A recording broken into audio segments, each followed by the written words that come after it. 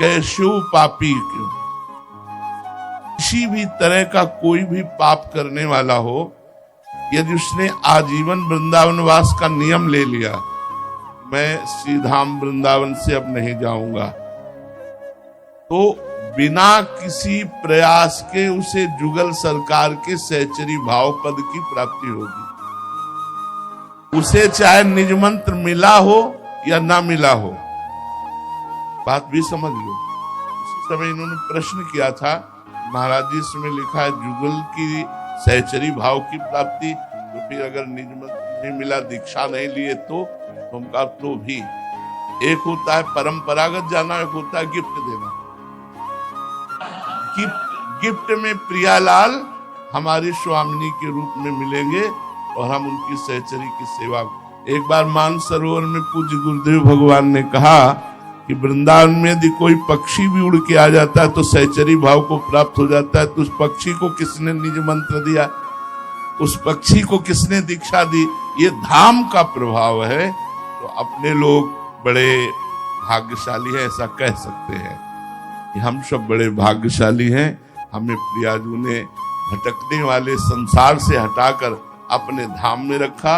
अब जैसे भी बने इसलिए कह रहे कि तुम्हारे बनाए कुछ बनेगी भी नहीं। हम जैसे भी हैं इसलिए जैसे भी कह रहे हैं कि ऐसे होना चाहे, वो हम हो नहीं सकते। होना भी चाहे तो नहीं हो सकते। जैसे नवीन बाढ़ का पानी पहाड़ से जब नीचे की तरफ उतरता है तो मकान, घर द्वार, गाड़ी घोड़ा सब बहा ले जाता है। ऐसे ही ये माया त्रिगुण का प्रभाव चल रहा है, इस सबको बहा रहा है, कोई नहीं बच रहा है। रमैया की दुल्हन लूटे रमैया की दुल्हन लूटे बाजार, ये हमारे भगवान की दुल्हन है। माया कौन? मायापति भगवान है ना, खुले लूट रहे सबको और हम सब उसी में हैं। एकमात्र वृंदावन की शरण। तो वृंदावन की शरण कैसे?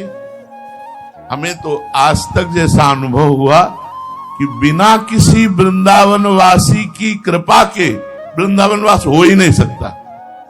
जैसे हमें हुआ तो श्री राम शर्मा आचार्य की कृपा से, वो वृंदावन वासी और रास उपासी और रास का प्रकट दर्शन कराने वाले, उनका आशीर्वाद। जब उनके चरणों में लौट गए, बोले बाबा मेरी एक बात मान, तो वृंदावन आ जा, तुझे बिहारी जी कभी छोड़ेंगे नहीं।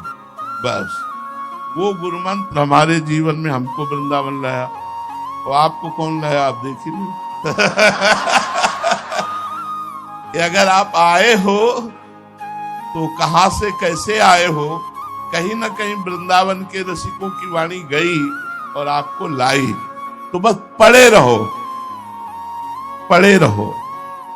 श्री धाम वृंदावन का द्वार मत छोड़ना। महारानी जो कभी गलबहियां दे के निकलेंगी, देखेंगे हमारे द्वार पे पड़ा।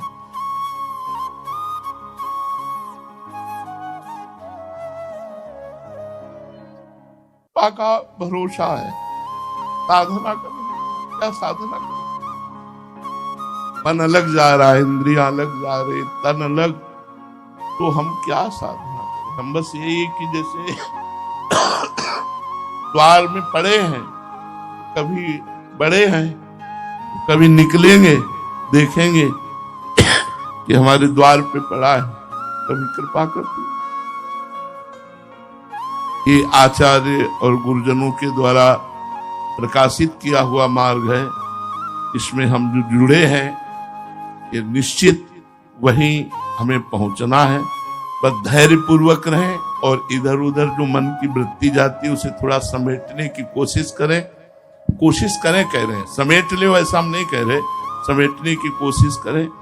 कभी न कभी तो प्रियाजू के कान में हमारी राधा नाम की पुकार पड़ेगी, उसी दिन हमारा काम बन जाएगा। हमारा काम बन गया क्योंकि हमें वृंदावन मिल गया, हमें श्री जी की शरणागति मिल गई, राधा नाम मिल गया, ऐसे गुरु ऐसे करुणा में आचार्य मिल गए। अब हमारे कल्याण में कोई संशय नहीं, हमारा कल्याण तो हो चुका है।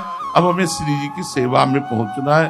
तो रात दिन नाम गुण कीर्तन सेवा जितना भी बने करें, बस ये दृढ़ विश्वास रखें कि हरिवंश प्रताप से हमें लाडली जी की सहचरी भाव की प्राप्ति निश्चित है। राधा वल्लभ।